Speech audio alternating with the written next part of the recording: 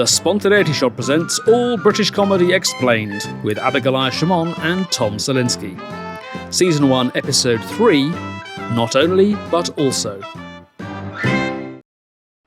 I am violently hungover with rosé wine leaking out my pores. Guys, welcome back to the new podcast, All British Comedy Explained. I'm Abigoliah Schamaun. And I'm Tom Salinsky. Yes, it might be worth pointing out that we were playing poker until quite late last night, but now fortified by last night's cold pizza, Yes. We're ready to provide you with another podcast. Even though we are grown adults, we stay up too late eating pizza, and then we had cold pizza for lunch. Yes. We're reliving our student lifestyle. Yeah, we're living the dream, guys. Yep. The podcaster's dream. So what are we going to watch today, Tom? All right. So today we're going further back in time. Mm-hmm. We're going pre-Python. And this is going to be Not Only, But Also. Now, as I think you said in our episode 0, that's kind of a meaningless title. Mm-hmm. But it was a vehicle for Peter Cook and Dudley Moore, who were huge stars for decades. And what year are we talking? So this was 1965. It's the year Malcolm X was shot. It's the year of the first ever spacewalk by a cosmonaut called Alexei Leonov. Mm-hmm. It's the year that My Fair Lady was cleaning up at the Academy Awards. And on American television, the first Peanuts special, A Charlie Brown Christmas, was shown on CBS. I mean, that's a classic. Yeah. That makes me very happy to know. But Peter Cook and Dudley Moore, do you know those names? I know the names, but I don't really know who they are. Can you picture them? Or only because I want to be like images on social media. Yeah. In my head, I was about to say one is fat, one is thin, and I'm like, wait a minute, that's a different comedy duo. One is tall and one is short. But I wouldn't describe it's either always as fat. that Yeah. one. There's a fat and thin, or a taller or short. You can't just be two good-looking or two average-looking people doing comedy. Well, maybe the exception is the Chuckle Brothers. Okay. All right, let me tell you about Yeah. Not Only But Also. Now, in order to talk about this show, we first have to talk about a different show, Beyond the Fringe. Now, does that name mean anything to you? Is it a show where people who'd had good fringe shows in Edinburgh would then go on and do like showcases on television? Great guess, but no. Okay. So you are right. It is referring to the Edinburgh Fringe. So do you know how the Edinburgh Fringe came to be?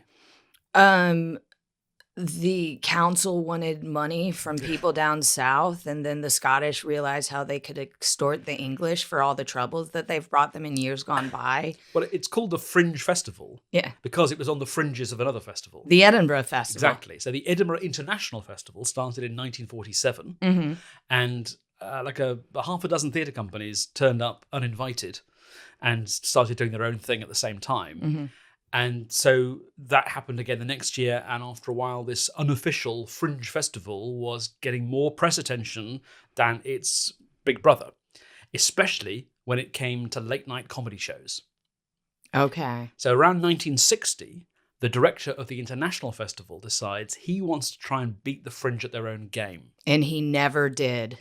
Well, he kind of did. Okay. He began looking for exciting new comedy talent in order that the real festival, the grown-up festival, could have something exciting that would be a real rival to the upstart Fringe Festival. Sorry, and this is in the 40s still? This is now in the 60s. Okay, we're in the 60s. So at this time, Peter Cook is president of the Footlights Club at Cambridge, because of course he is. While he's still a student, he is writing sketch material for West End shows. So there's a guy called Kenneth Williams. Does that name ring a bell? No. You ever seen a Carry On film, Abigoliah? No, but I've heard tell of Carry On films. We might have to do Carry On at some point. There was a Carry On television series, but maybe as like a one-off special, I'll sit you down and make you watch a Carry On film. But Kenneth Williams, among other things, was one of the stars of the Carry On films. And he did these West End reviews. And 18-year-old Peter Cook was writing sketch material for him. This is back when anyone could get a job in comedy. Exactly. Especially if you went to Oxford or Cambridge. Yeah. So he was recruited, and joining him was his fellow Footlights star Jonathan Miller, and from Oxford, Alan Bennett and Dudley Moore. Okay. And they're all in their early 20s. Okay. And this guy offers them £100 a week to write and perform a new review, which would run throughout the Edinburgh Festival. Some things never change. That is still what I make as a stand-up comedian. Well, £100 in 1960 is about £2,000 today. I do not make that much. Don't discount inflation. I'm just making £100 a week. So everybody was super happy with this, except Peter Cook. His agent got involved and said £100 a week is fine for these non-entities.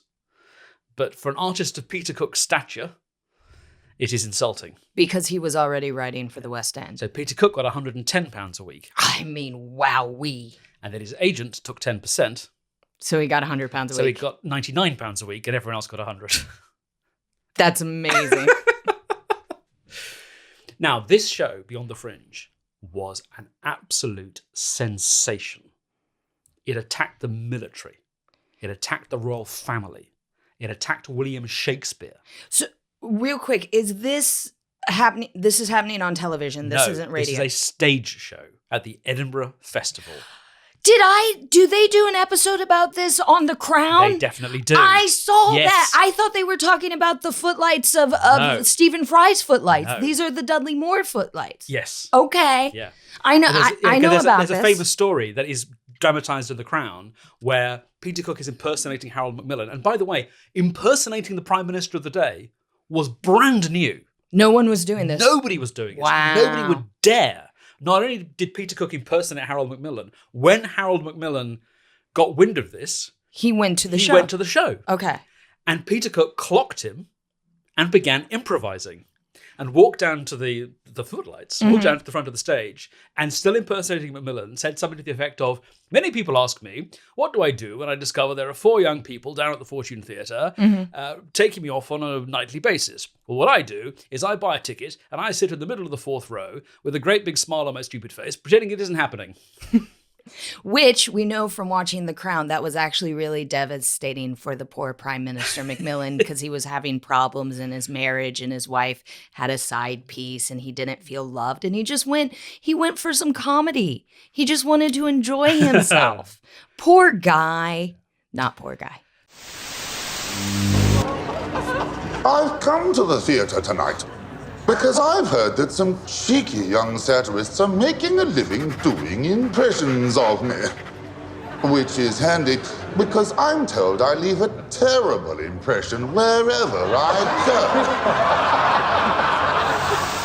go. So this is sensational, and this show runs forever. They take it to New York. It still runs in the West End with a different cast. It runs for about 6 years, all told, in different parts of the world. So did they, I assume they eventually had to update certain sketches. Was it all timely things? Yeah, it's not all of it was time. Some of it's like sort of social satire. Some of it was just silliness. Peter Cook did his most famous sketch, which he'd written for Kenneth Williams, which we'll come to. Dudley Moore played the piano. And the stuff would come in and go out as the need arose. But Peter Cook was the chief writer. Okay. And his chemistry with Dudley Moore was very clear to see. So, after they finished doing all this, and Dudley Moore's offered his own television comedy special in 1964, he turns to Peter Cook for help. So the original pitch from the BBC had been a show called not only Dudley Moore, but also his special guest of the week. Oh, okay.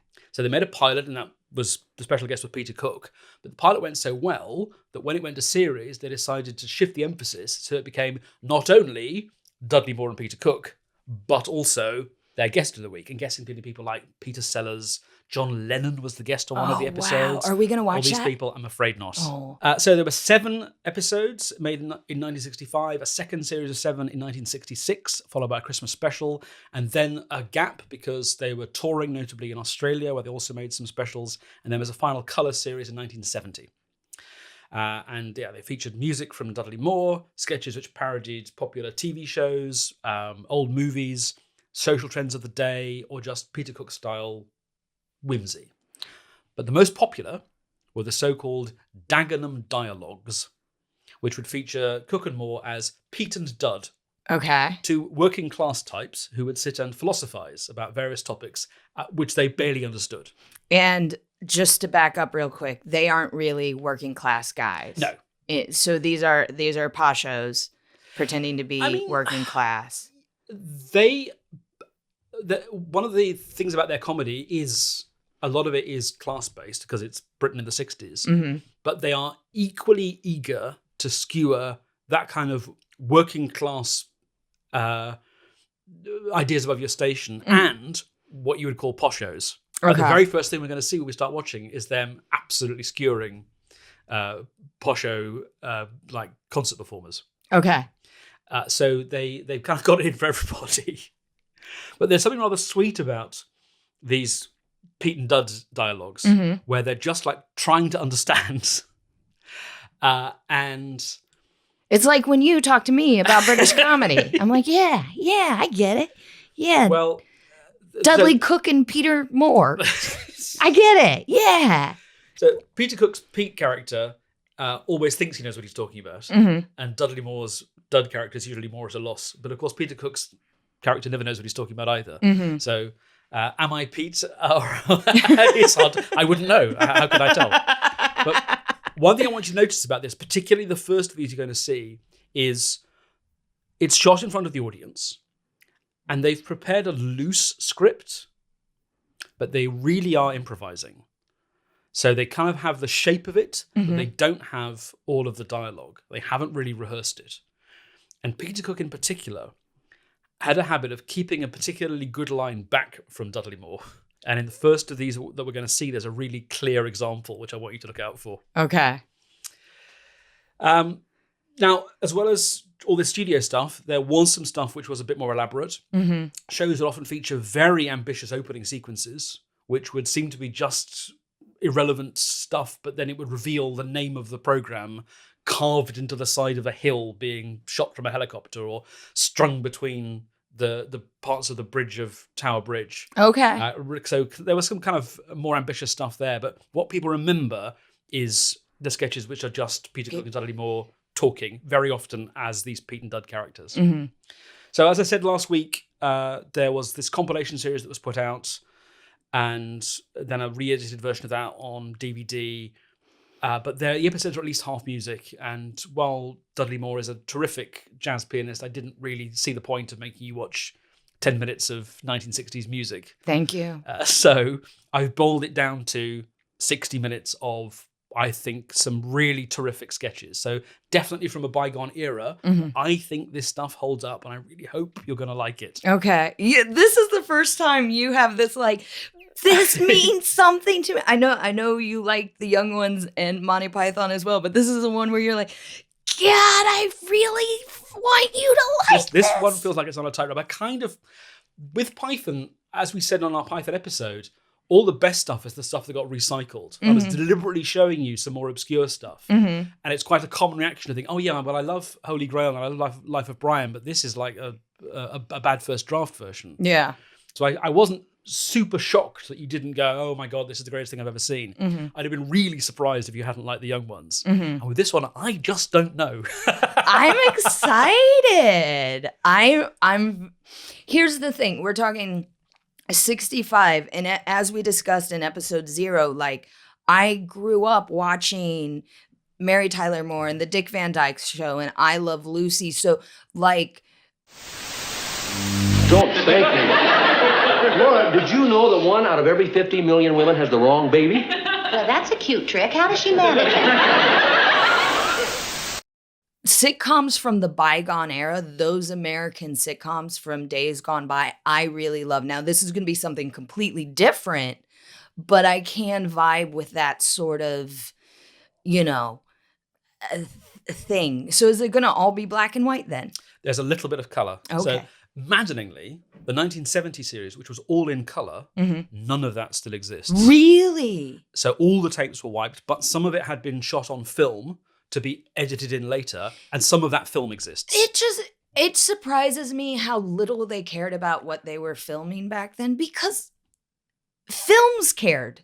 You know what I mean? I mean, some did. Don't forget, a lot of really early films from the silent era and the early sound era were made on incredibly flammable film stock. Yeah. And endless numbers of films from that period have just been burnt and no But by prints. the 60s, you know, Like the negatives of Singing in the Rain don't exist anymore. They were destroyed in a fire. Oh, really? Yeah, we have prints, obviously, and we have some, they've been cleaned up beautifully, but the negative doesn't exist anymore.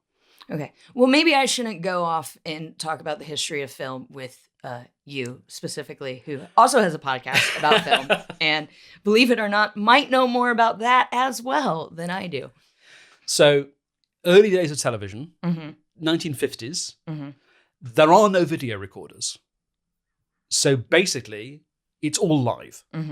So if you do a play, which is what they called them, they weren't films, they were plays. You could play in some footage you shot on film earlier to do an exterior scene, but then the actors just have to do it live in front of the. There's literally a story about an actor dying halfway through a live broadcast, and the producer having to run around backstage and try and do rewrites and give lines to other actors in order to get to the end of the story.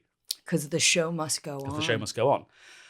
So what would you do if you broadcast an episode or a play that was really good and people wanted to see it again?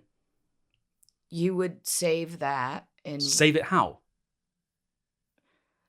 You'd rehire the actors. No way! And do it again. And then somebody figured out, what we can actually do is, while this is going out live to the nation, we can point a film camera at a television set and we can capture it that way. And then we have a copy we can show again. And then the Actors Union Equity went, well, hang on a minute.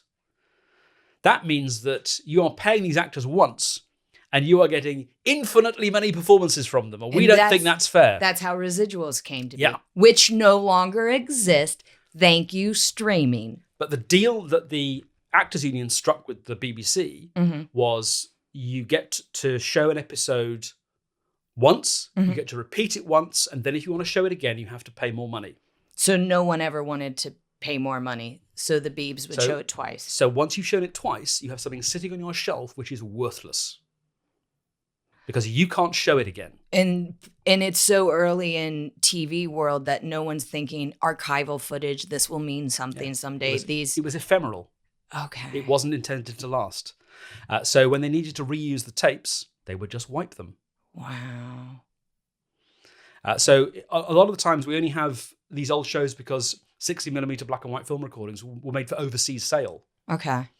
But it's like Quatermass, the seminal science fiction serial, which was the first time science fiction drama had been done on TV.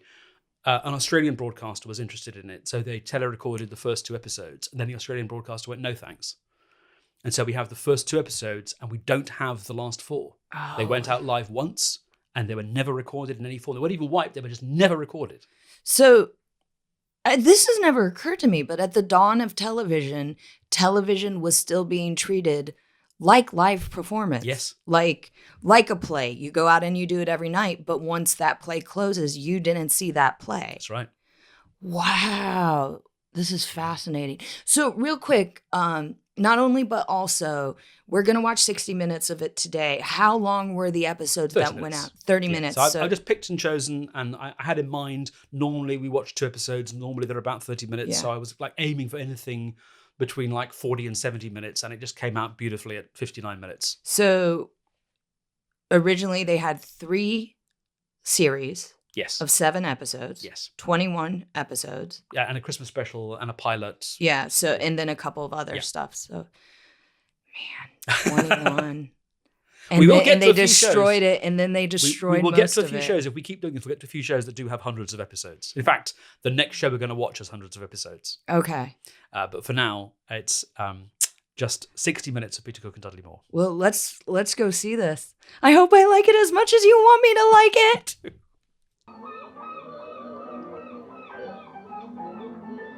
All I'm seeing right now is a health and safety nightmare. I feel a hand on my cheek. Which cheek was that, Dad?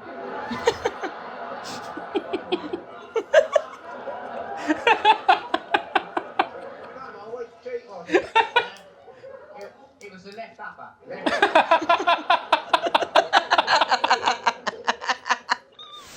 So you do your bloody job, I'll do mine.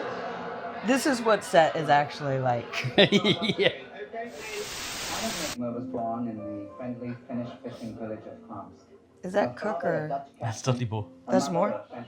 He is stunning as a woman. And I yearn for the theatre. Well, you didn't get any Monty Python cross-dressing, so I thought I'd include a bit here.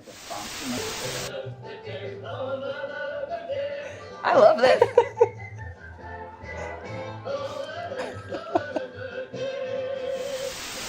Powerful woman, you know, Lady Mel. She can break a swan's wing with a blow of her nose. I'm going to use that. I don't know where, but I'm stealing that line. With a raven on the wrist. Fascinating clientele.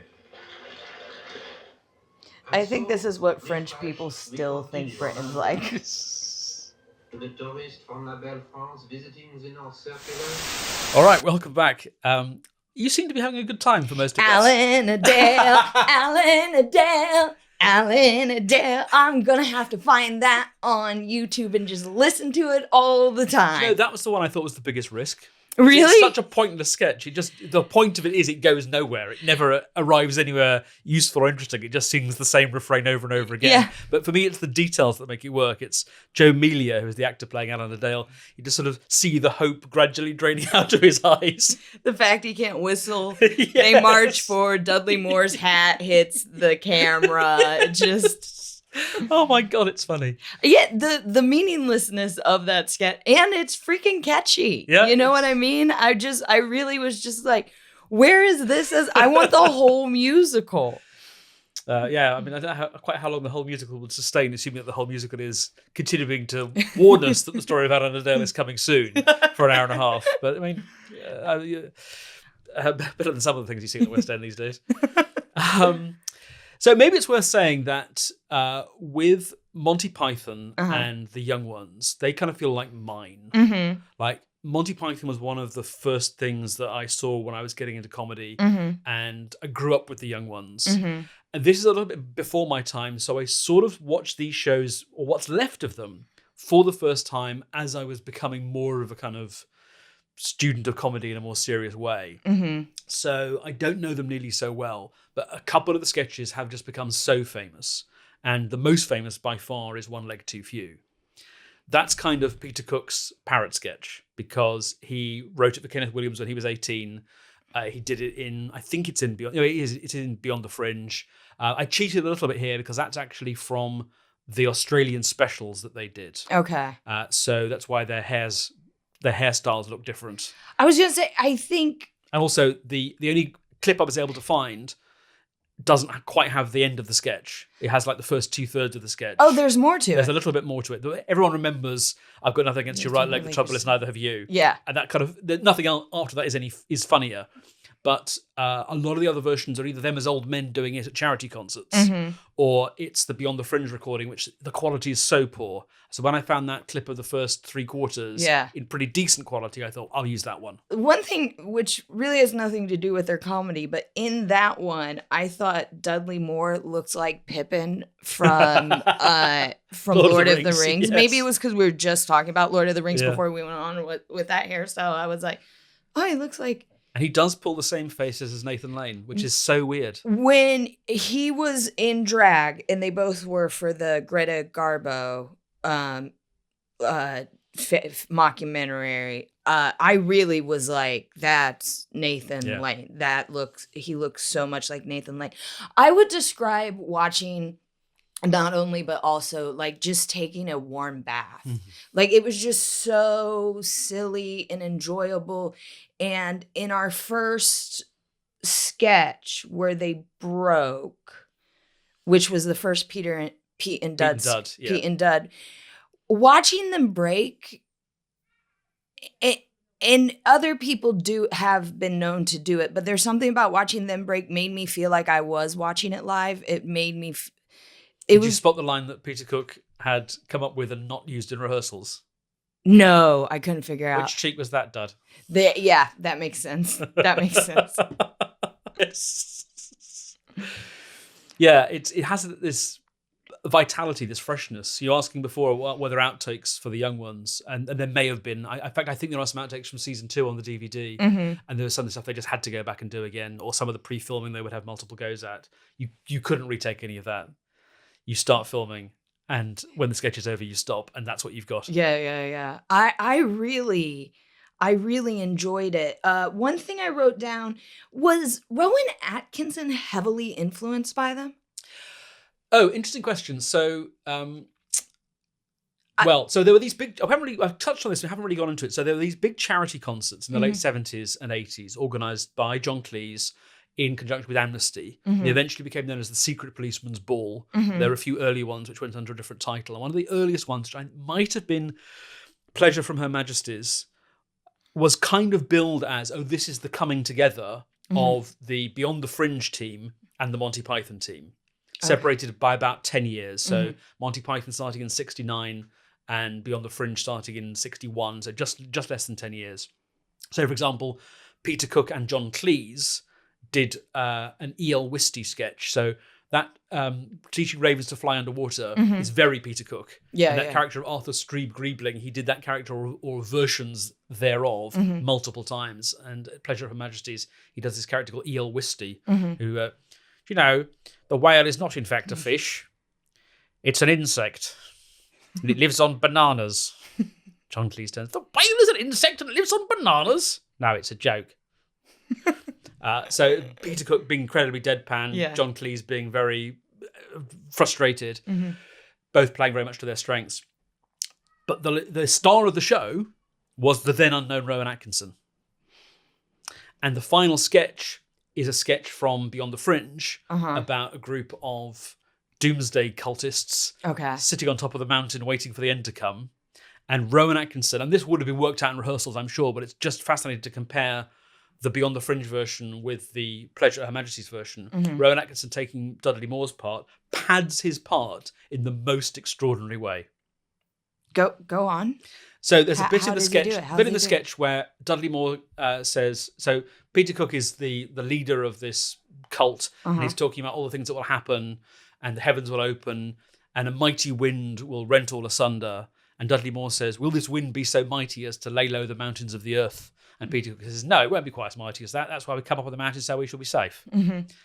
But when Rowan Atkinson does it, he's got his T-shirt over his head like this, and he's sticking his tongue in his mouth, and he's like, will this wind be so mighty? And Peter goes, I can't hear bloody words. What's he saying? Will this wind? Will this wind? Yes. Carry on.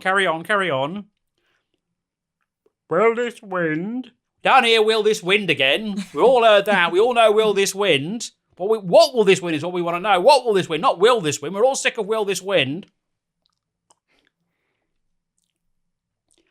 Will this wind? Etc. It goes on and on and on. I'll make the decision later whether to try and put a clip in or whether my feeble impersonations will I like your impersonations. I'm for it. About this wind. It's no better, is it? I ask you to speak more loudly, and you speak more softly. A strange reaction from a follower. Or perhaps I'm very old-fashioned. Perhaps I'm very old-fashioned, expecting you to speak louder. Yes, you are.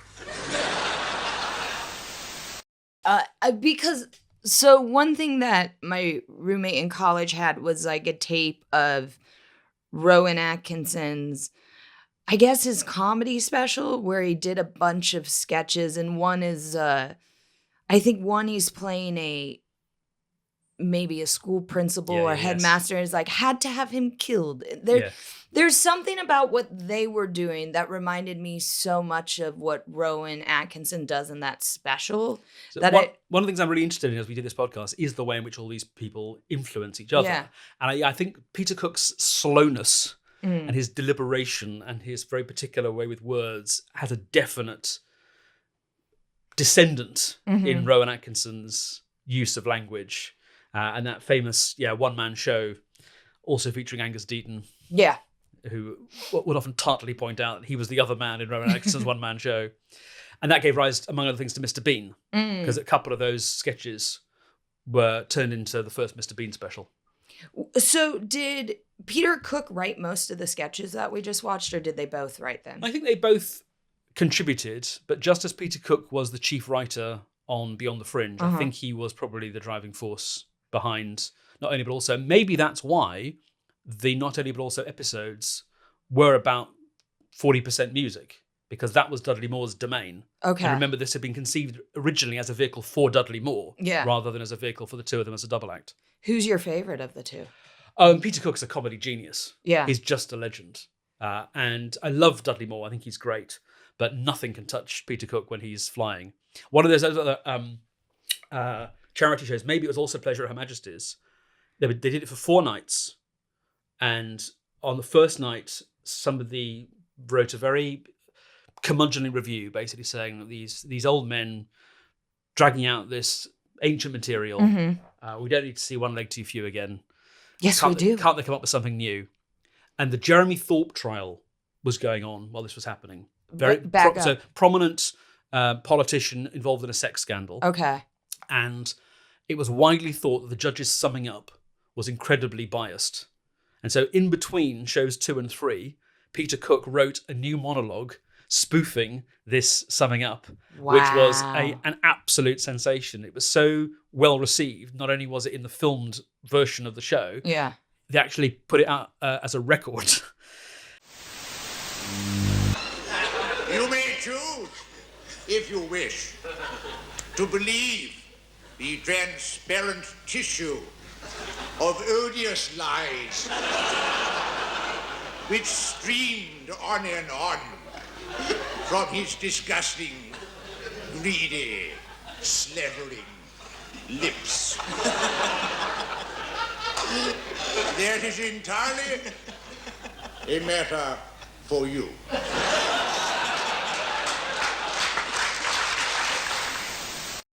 So when he was kind of up against the wall, he really could deliver. Turn it up. Yeah.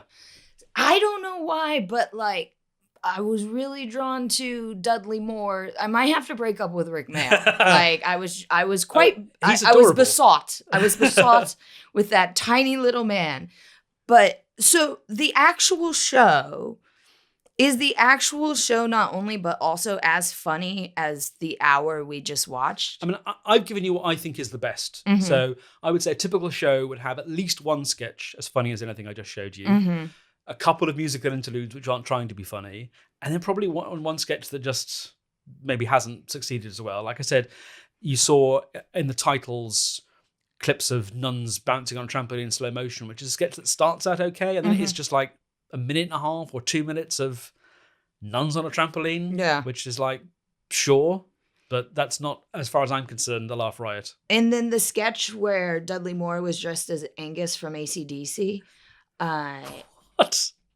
Yeah, the one where he learns about the birds and the bees from his dad. Right, He's dressed as Angus from AC/DC. I liked that, and in my head I was like, was this a scandalous thing to do in 1965? Because it's not like when I asked you that, it went a different direction than like actually talking about sex. But I was like, I just really thought it was fun. It wasn't as scandalous as impersonating the Prime Minister in 1961.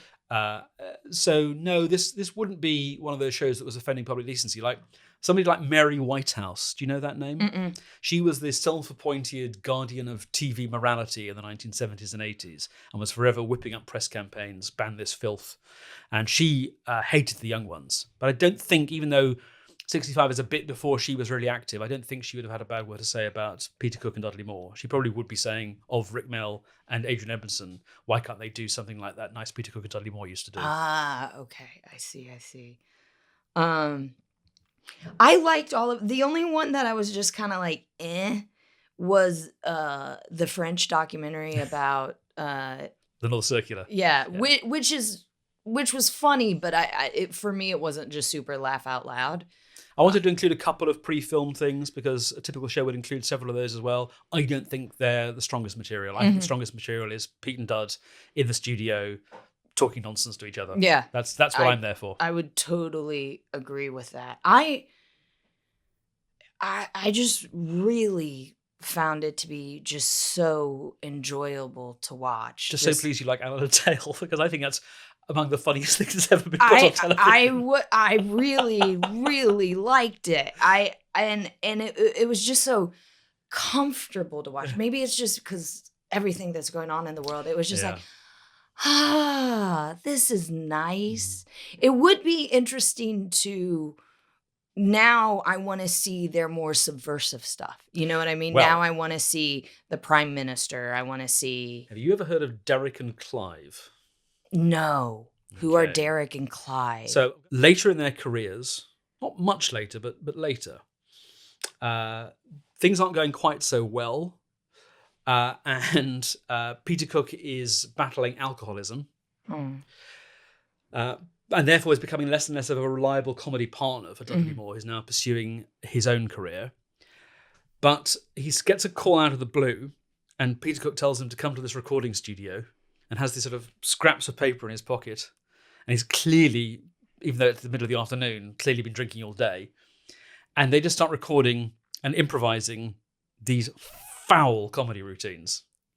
And I guess this was originally supposed to be for their own amusement. Yeah. But a bootleg started circulating, and it became so popular that eventually 3 albums, because they went back and did more recording sessions, 3 albums of Derek and Clive were released. I'm going to write that down. So you want subversive. This is the this is the product which taught 12-year-old me the word cunt, which they use over and over again. Lord Longford gives me the fucking horn. Oh, yeah. It's the way he does his hair. Yeah. You know, it really gets me going. I see him wandering about. Yeah. He's so fucking fanciful, that Longford. Fucking hell, mate. I mean, I wish I was in prison for life. Drives me round the bend. I wish I killed a few people. I wish I was in prison. So I wish come I was a round- mass murderer and I was in well, I prison reckon so he did. Lord Longford could come round and give me the horn Yeah. like he gives other people, you know. Yeah. Because I only see him in photos and on telly and that. Yeah. But in the flesh, I imagine he must be fucking cat. So I was so incensed, I wrote a letter to the BBC. I couldn't think where to put it. I just wrote cunt on the envelope. That's all you have to do, Pete. You just write cunt London, it gets Director General of the BBC.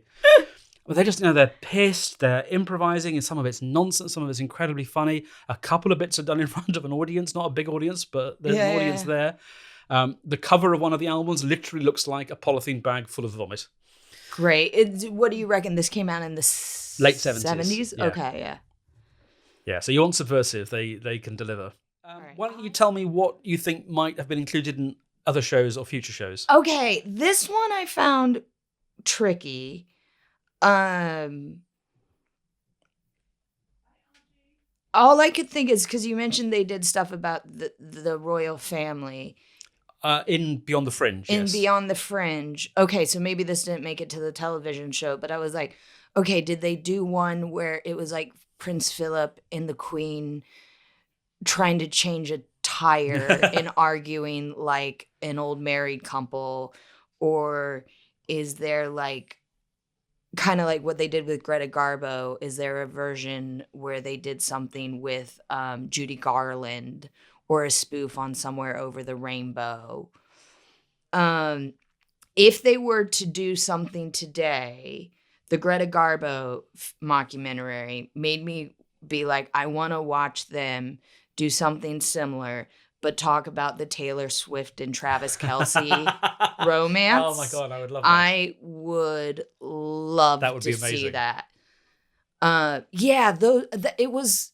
This was hard to come up with what else they might do. A lot of it is either, spoofing specific things. I asked you if you'd ever seen any of the Jerry Anderson puppet series like Thunderbirds, and you said you hadn't, but there's a very elaborate spoof of things like Stingray and Supercar. I think it's called something like Super Thunder Stingray, where they're dressed up as puppets and they're doing all this, which is incredibly funny, but not if you haven't seen what they're spoofing. Yeah. And the Pete and Dud dialogues, I mean, they had many more of those and talked about other topics besides. Those are the two that are most celebrated, which is why I included them. So let's tell you a little bit more about what happened subsequently. Yeah, where are they now? Both deceased. I assume so. So not long after So Beyond I'm the a Fringe, widow. I'm afraid so. Twice over. Twice over. I know how to pick them. Not long Oh my after God. Beyond the Fringe, Peter Cook opened a nightclub in London called The Establishment, and it became the hottest place in town for new comedy in the early 60s. Is it now called the Groucho Club? I don't know where it was actually, or what happened to it since. But it was like, you couldn't get in there. There was, I can't remember who it was, some famous person. It was full and he couldn't get in. And Peter Cook himself was on the door. And he said, "Don't you know who I am?" And Peter Cook called silent and says, "Excuse me, does anyone know who this person is? He seems to have forgotten." Anyway, while he and Dudley Moore were performing Beyond the Fringe on Broadway, the BBC came to the Establishment Club looking for talent for a new television series. And the television series, essentially based on The Establishment, was fronted not by Peter Cook, but by aspiring comedian David Frost. Where? Have you ever heard of David Frost? Yeah. Peter Cook, a man who was known to hold a grudge, never forgave the man he saw as a talentless wannabe for taking his starring role on TV. He once saved David Frost from drowning in a swimming pool, and he said later that was the only thing in his whole life he really regretted. Wow.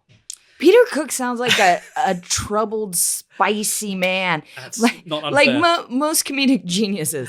Wonderfully, hilarious, horrible to be around. Yeah, horrible he to did be not around. make life easy. So they took not only but also to Australia. They made films together. They made a terrific film called Bedazzled. Bedazzled. I'm going to write that down. Directed by Stanley Donen. Have you heard of Stanley Donen? No. He's best known as the director of Singing in the Rain. Big fan. I know his work. And so he was a fan of Peter Cook and Dudley Moore, and he came to England to film this crazy film about a young man in love with a chip shop waitress who is offered 7 wishes by the devil. Who's the devil? Is it Peter Cook? Yeah. Yeah. And because he was in real life. And he wrote and starred in an amazing, incredibly satirical film called The Rise and Rise of Michael Rimmer, which is one of my all-time favourites. Peter Cook did. Peter Cook. But these are seen as classics or as minor classics, but they weren't big successes at the time. And so Peter Cook is not like a bankable star. He was given his own television chat show, which was so terrible, it was pulled off the air after 3 episodes. Is it because he has a disdain for everyone? Well, it's because Peter Cook on a chat show is great because he will be a force of chaos. Yeah. But making him the host of the chat show doesn't work. And he's kind of not really interested in what anyone else has to say. Yeah, I can picture that. Now, meantime, Dudley Moore is pursuing acting work in Hollywood. He gets cast in the hit Hollywood movie 10 opposite Bo Derek. Oh, wow. And then the mega hit Arthur in 1981. Was Michael Caine in that one? No.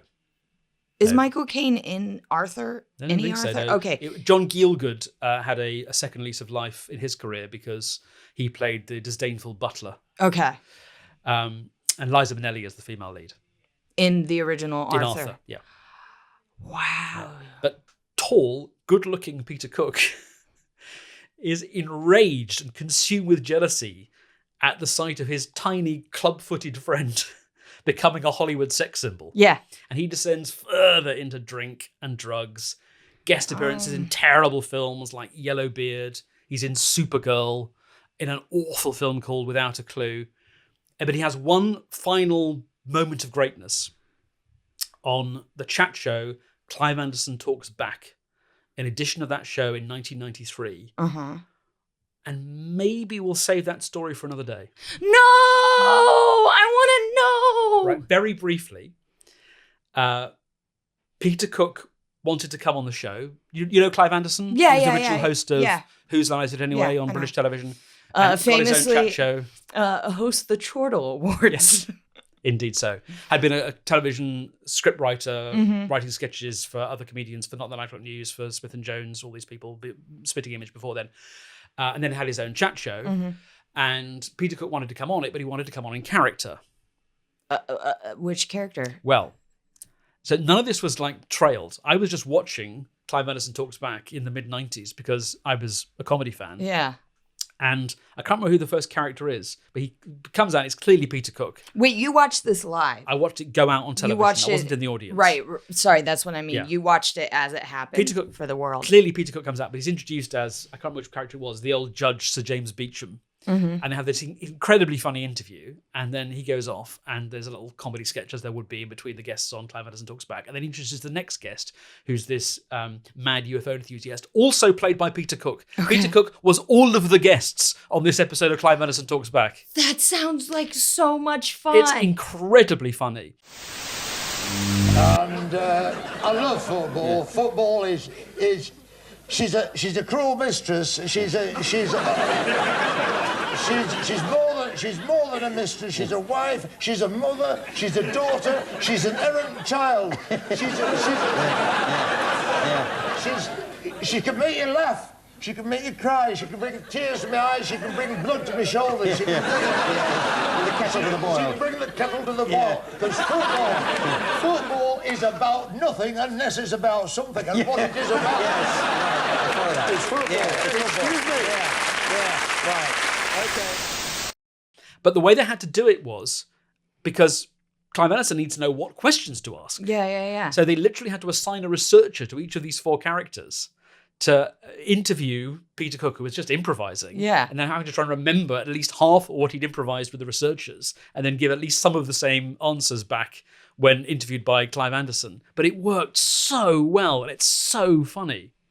And Clive Anderson is a good improviser. He's a right? very good He can ad-libber, yes, he absolutely. can play around with stuff like that. Is that something we're going to watch later on? Is that why you wanted to hold that off? I mean, it's not part of... I haven't, in my planning, got that far, but it does exist. We can watch it.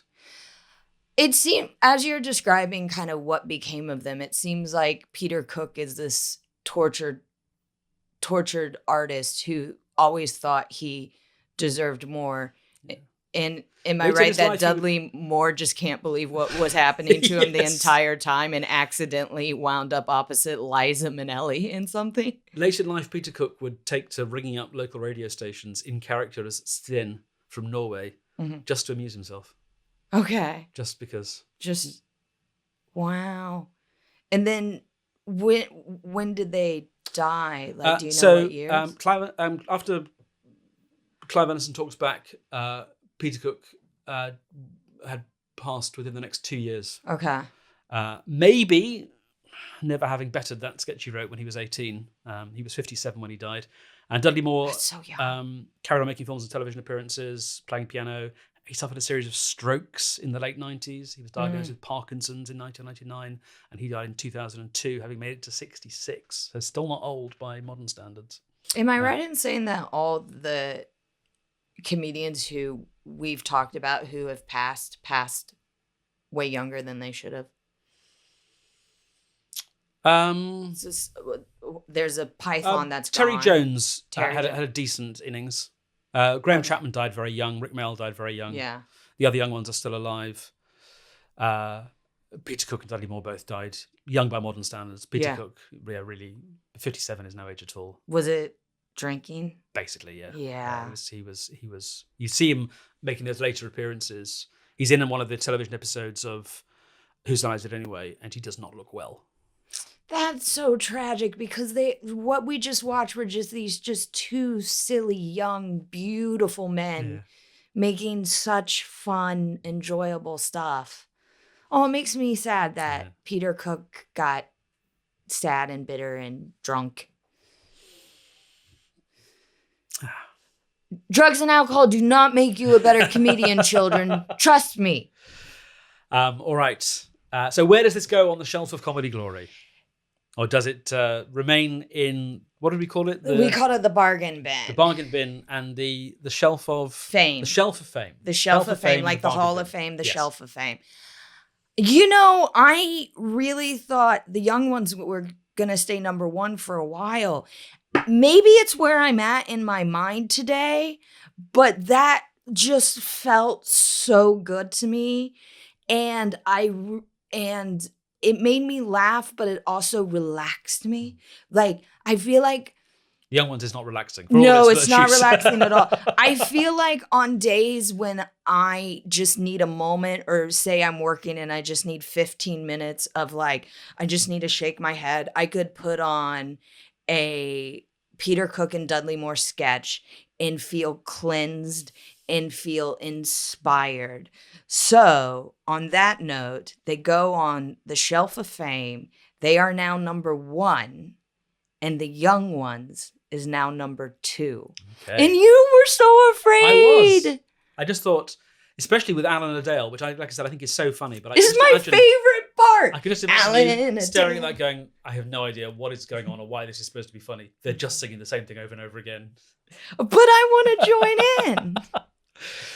All right, so our show for next time completes a kind of informal quartet of men, they were all men, who defined generations of British comedy. Mm-hmm. So if we let Rick Mayall stand for that alternative comedy generation, Mm-hmm. and we let John Cleese stand for the Monty Python era, Mm-hmm. so we have Peter Cook, John Cleese, and Rick Mayall, Mm-hmm. and the fourth of these four horse comedians of the comedy apocalypse is Spike Milligan. Okay. And he is somebody that all of the other three talk about because we're going to be listening to the Goon Show. This is the Goon Show. And this in many ways is Patient Zero, but I think you'll understand why I didn't want to start our journey here, even though all these strands end up coming back to the Goon Show eventually. I kind of like this mixing it up and throwing in, different time. All right. So we're going to be listening to Series 5, Episode 2, Mm-hmm. which is called The Lost Goldmine, which I just think is typical and also maybe a little bit more accessible than some of their stuff. Mm-hmm. And then we're going to listen to Series 7, Episode 19, which is called The Mysterious Punch Up the Conker. And that's included because it contains one of Spike Milligan's most celebrated comic riffs. Okay. I'm a little nervous to do a radio program. You were nervous about not only, but also I'm a little nervous about this one. We'll see. When was the last time you listened to something on the radio? I mean, I guess you listen to podcasts. But people podcasts listen to is podcasts when they're different. doing something else. Yeah. You'll have to give this your undivided attention. Yeah. I haven't listened to like a radio play. I don't think ever. I've watched them. I've been in a live recording of a BBC like sketch show and stuff like that. This is something I don't search out. Probably the last time I listened to anything that won't be close to this, but might touch it, was when I was a kid. My dad really liked Prairie Home Companion by Garrison Keillor. Yeah. So that's the last time I ever listened to like a radio show in any earnestness. Yeah, this is going to be an interesting one. It will. So, come back next time to see if the Goon Show makes it on to the Shelf of Fame, as I shall now try to remember to call it. Yes, like the Hall of Fame, Shelf of Fame. I think it makes perfect sense. Guys, thank you so much for listening. Remember, if you want to support the podcast, please like and subscribe. You can leave a review or share it with a friend. And don't forget that if you want to watch us do this, you can watch All British Comedy Explained on YouTube. Until next time, I'm Abigoliah Schamaun. And I'm Tom Salinsky. Goodbye. Goodbye. Alan Adele, Alan Adele, Alan Adele, hey, hey, hey. And then the whistling part, which I can't whistle either, so I get it. So it's like, oh, great stuff.